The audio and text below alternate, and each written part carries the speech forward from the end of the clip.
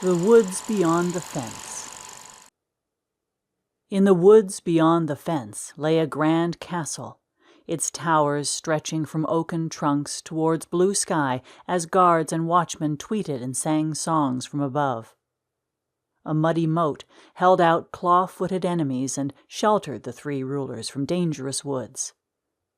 One of them, a girl, sat with twigs and flowers crowning her hair, adjusting boulders and leaves to make her luxurious four-poster bed. Another, the only boy, made iron swords out of broken branches and sharpened them diligently, listening for the howls and growls of enemy kingdoms. The other girl, the most practical of the three monarchs, surveyed the land of her kingdom and sought out what she could do for her subjects. She collected acorns for the bushy-tailed folk, set out clumps of cat hair for the flying guardsmen to make their nests with, and checked upon the lower communities of small worming people that lived in the shelter of the kingdoms underground. In the woods beyond the fence was the most extraordinary archaeological find the world had ever seen. One archaeologist, a boy, turned over rocks in pursuit of fossils, finding small ones that rolled up in his fingers and larger ones with millions of legs that crawled into the rock's history. Another scientist, a girl, analyzed his findings at her stone workstation. She peered at the hardened proof of a time before theirs and poked and prodded at the fossils' exoskeletons, growing frustrated that the fossils refused to stay still. The final archaeologist rested her tired legs on a historic boulder and played a different game. She tossed small coins and shells from her mother's bathroom in the fallen leaves and shallower parts of the mud for the boy to find.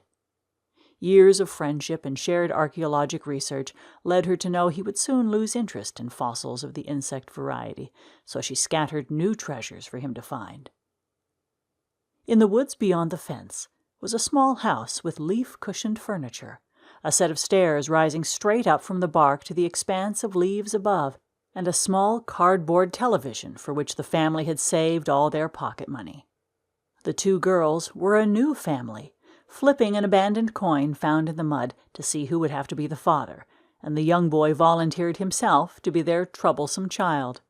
They rushed into the circular set they'd built, humming entrance music softly to themselves, and delivered lines meant to be funny with long spaces of silence so they could listen to the laughs of the studio audience going about their business in their wooden homes.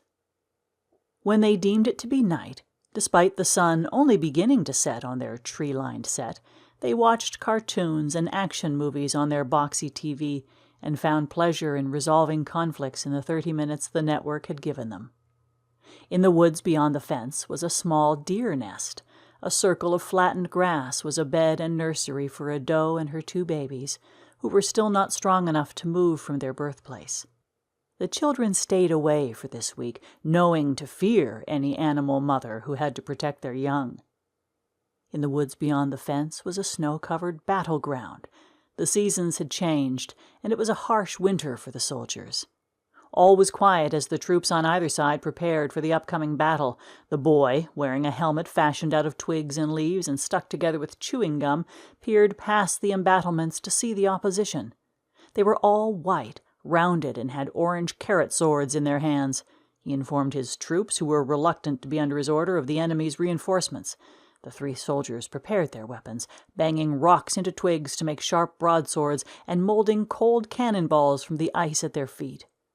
One of the girls let out shallow coughs, earning glares from her comrades for almost giving away their position. They'd cleared out the civilians of this place for their own safety, sending the ones who could fly south to escape the cold winter, and those who couldn't leave into their homes to slumber through the battle. The three soldiers sent a silent, somber prayer to whatever gods would decide the fate of the battle, and charged at their frozen foes. Several hours later, after many battles had been fought and won, the girl's mother called an end to the war, noting that she did not want her daughter's sickness to worsen in the cold. In the woods beyond the fence was an elaborate night-club. A carefully placed square of leaves set the boundaries of a light-up dance floor, and the three patrons downed glasses of Sprite and Coke out of cups their mothers didn't know they'd taken from their kitchens. With each sip of the intoxicating liquid, the children's moves became wilder, and by the end of the night, when an older sibling came to collect the boy, they stumbled across the dance floor as they saw adults do on TV. Their steps were shrouded in the twirling light of the disco ball provided by the shadows the swaying leaves cast on the ground, and they lost themselves to the music of birds chirping and wind racing through the trees. Within the red glow of the setting sun, they all left, clutching their heads and stomachs, suffering the aftermath of a night out. In the woods beyond the fence was a family of squirrels. They lived in one of the trees, within a carved-out hole just above the height of the children's heads. The squirrels watched the children play for many moons, and gladly took their offerings of nuts and warm fur to build into the nest during the winter. The squirrels didn't know they took on their own roles in the children's acts, but they enjoyed the spectacle nonetheless. In the woods beyond the fence, a coven of witches crowded around a red cauldron. This was their favorite cauldron, as it had wheels and handles for easy transportation to and from their lair. Sometimes they pushed the smallest witch in it when she got tired. They sought to make a poison and went around gathering the ingredients they would need. The boy witch collected the souls of terrifying insects to strike fear in their victim's heart. One girl piled deadly leaves and poisonous rocks to paralyze their victim's brain and body. One final girl poured handfuls of sweet-smelling wet mud to lure their victim to try a taste of their brew. They combined all the ingredients, stirred with their wooden stick spoons, and took turns practicing their witchy cackles. They wondered who their first victim would be, and how delightfully their poison would work. In the woods beyond the fence was the first sign of real trouble. One of the girls, a grocery cashier, was placing home goods of rocks and leaves in an invisible bag for her patron when her stomach first began to be nauseous. She clutched it gently, not wanting to interrupt her friend's play. She took a seat on a mossy boulder and watched them take turns ringing up groceries, making beeping sounds as they pointed their scanner at each item. She imagined herself to be an older woman, waiting at the grocery store's pharmacy for a flu shot, and hoped the world would stop spinning soon. In the woods beyond the fence was a paradise at sea. 2 mermaids and a merman swum around through waves of leaves and fought off towering sea monsters made of bark. They discussed what color and shape their tails would be. The first girl wanted it to be pink and sparkly. The second girl, growing slowly paler, wanted hers to be midnight black with purple highlights, and the boy wanted his to look like one of his Hot Wheels, ignoring the girl's claims that mermen would not have flames on their tails. They used their sea powers to fight off foes and protect the watery lands of their kingdom until the mermaid with the midnight blue tail grew weary and had to retire to their underwater throne room at the base of a tree trunk. Other furrier mermaids and mermen kept her company, scurrying along the ocean floor and through the wooden waves above her head. In the woods beyond the fence was an abandoned jacket. One of the children had taken it off during their adventures and forgotten about it when it was time to cross back over the fence.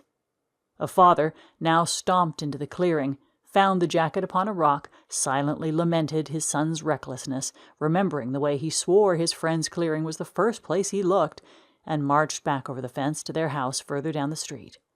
The woods shuddered from the adult's intrusion. In the woods beyond the fence was uncharted territory. 3 explorers, destined to be the first of humankind to step into this place, held invisible maps and rocky compasses as they charted their course toward a legendary river. One of them, a girl, decided that they should head east, pointing directly through the clearing of trees. Another one, the boy, decided they should head north and pointed in the opposite direction. The final explorer pointed out that north was not the opposite of east, a clarification that was not appreciated by her companions. The 3 decided to march onward through the clearing towards the sound of the river, which grew louder with each step. In the woods beyond the fence was a giant pirate ship. Winter jacket sails caught the sea's wind, and the boulder-covered deck rocked back and forth with each crash of the waves.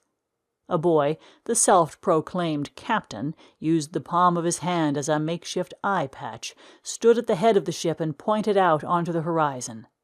A girl, the self-proclaimed captain, steered the ship by pulling the rudder's branches to and fro and imagined what jewelry she would buy with her gold doubloons. The last crewmate, the only one not a captain, sat at the edge of the rocky deck and felt the spray of the ocean breeze. She tried to remember what the ocean smelled like, and tried to forget that she may never see it again. In the woods beyond the fence was the finest medical institute in the country.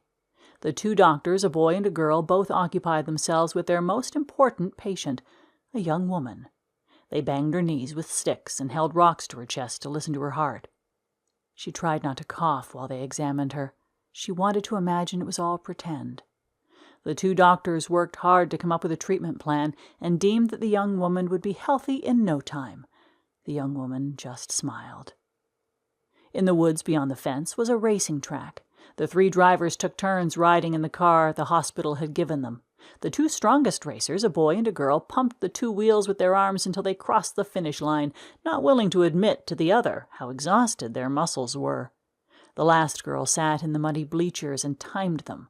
They took turns pushing her around the track, letting the breeze blow in her thinning hair. In the woods beyond the fence, the animals knew something was wrong. The bunnies could smell the familiar scent of sickness, growing fainter with each day. The birds sang their songs a little quieter, listening for the familiar footsteps of the children coming to play. The deer and wolves and bears all avoided the place as the stench of disease was ripe, and even nature knew to give the sick space to heal.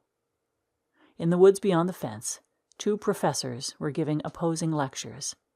After asking permission from their missing companion's mother to use the woods as a site of academic excellence, they took turns standing in front of their furry students, giving their theses and creating evidence to support their claims. One argued that all hospitals were evil and should be outlawed, citing statistics about the millions of people who died in them every second. The other argued that hospitals were good, discussing the babies born there each year. In the end, the professors decided to agree to disagree.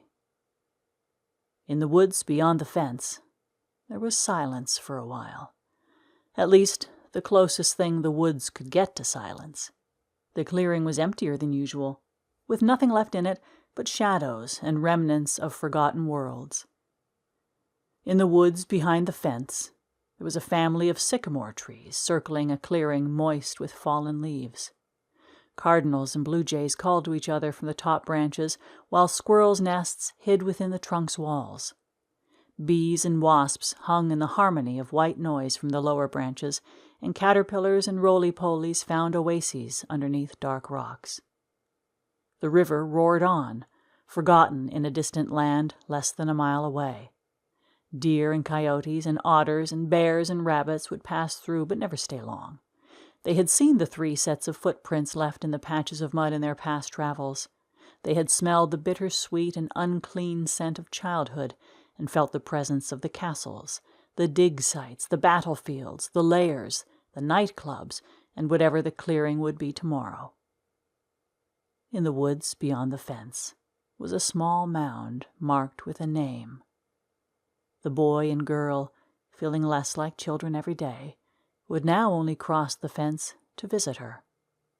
They would tell her about the lives they led, about how they never became pirates or witches or explorers or mermaids, because they didn't want to do it without her. They would leave coins and trinkets for her, unaware of the ones she'd buried in the mud years ago that still waited to be found. The woods beyond the fence held these souvenirs in the way they held her. The woods beyond the fence stayed woods for quite a while longer, waiting in the clearing around the mound for their children to return and change them into something new again.